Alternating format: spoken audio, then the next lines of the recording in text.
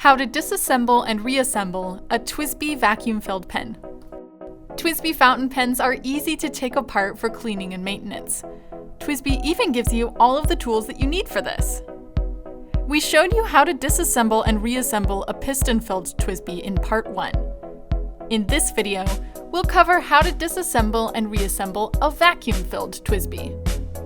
We'll be using a TWSBI Vac 700R in this video, but these steps also work for other vacuum-filled TWSBI fountain pens, like the Vac Mini. Before you start, make sure the pen is empty and the cap is removed. Begin by twisting the end cap counterclockwise to expose the connector underneath. Next, take the wrench that was included with your pen and slide it under the end cap so that the jaws of the wrench line up with the flat sides of the connector. Turn the wrench counterclockwise to unscrew the plunger mechanism from the barrel of the pen. Once you have unscrewed the plunger mechanism, slide it out of the barrel.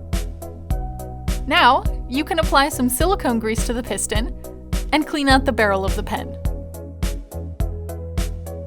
When you're ready to reassemble the pen, insert the plunger mechanism and use the wrench to twist the connector clockwise until it is all the way in. Don't forget to tighten the end cap down, and you're finished. For more information on disassembling and reassembling TWSBIs, check out our full guide at JetPens.com, linked to in the video description below.